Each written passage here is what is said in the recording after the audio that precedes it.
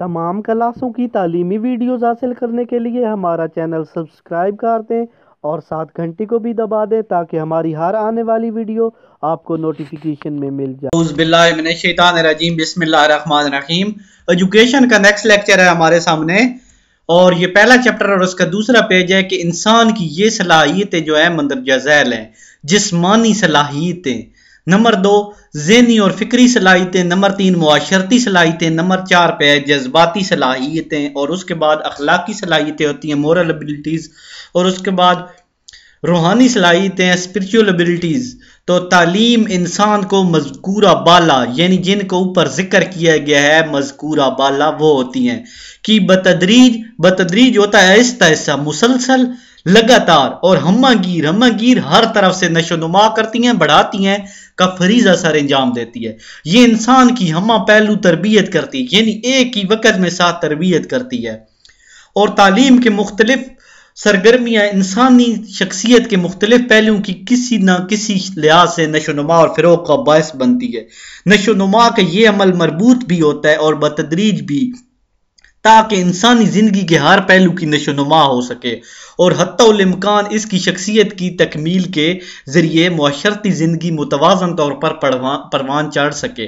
دیگر مخلوقات کی نسبت انسان اپنی عملی زندگی میں قدم با قدم یعنی قدم ملا کے تعلیم و تربیت کا محتاج ہے۔ اللہ تعالیٰ نے معلم اول پہلے انسان حضرت آدم علیہ السلام کو خود تعلیم سے بہرہ فرمایا اور بنی نوح انسان کی ہدایت، رہنمائی اور تعلیم و تربیت کے لیے انبیاء علیہ السلام کی صورت میں معلمین مبعوث فرمائی۔ یعنی اللہ نے جب انسانوں کو پیدا کیا اسی وقت سے انسان کو تعلیم کی ضرورت پڑی تھی اور آہستہ آہستہ انسانوں کو تعلیم کی دعوت دی، جس کی آخری کڑی خاتم المرسلین ہے، یعنی سارے نبی آئے انہوں نے تعلیم دی۔ آخری کڑی کیا ہے؟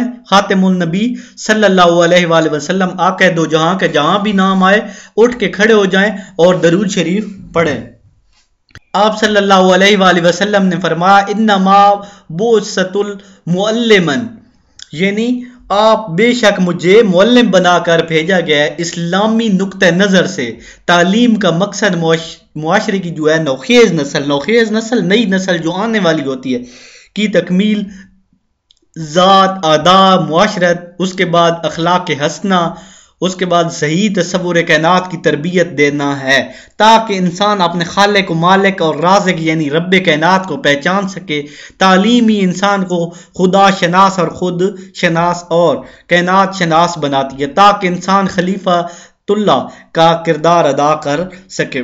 اس کے بعد اسلام میں تعلیم کی اہمیت، مقام اور فضیلت کا اندازہ اس بات سے لگایا جا سکتا ہے کہ وحی کا آغاز یعنی جو پہلی وحی نبی اکرم پر اتری اقرا یعنی پڑھ سے ہوا، اور پہلی وحی میں علم، قلم اور پڑھنے کا ذکر موجود ہے، یعنی علم، قلم، پین، پینسل جو آج کل یوز ہوتی ہے۔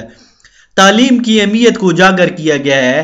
انبیاء علیہ السلام کی بعثت کا مقصد تعلیم و تزکیہ قرار دیا، یعنی شروع سے ہی انسان کو تعلیم کا کہا گیا۔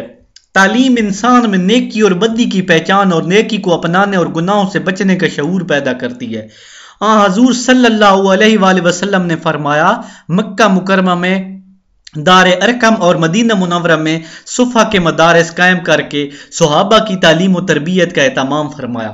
شاہ ولی اللہ نے تعلیم کو خیر و شر میں تمیز کر کے خیر کو اپنانے اور شر کو دبانے کا عمل قرار دیا۔ علامہ اقبال نے تعلیم کو تعمیر خودی اور تکمیل خودی قرار دیا جو انسانی شخصیت کی تشکیل کا دوسرا نام ہے۔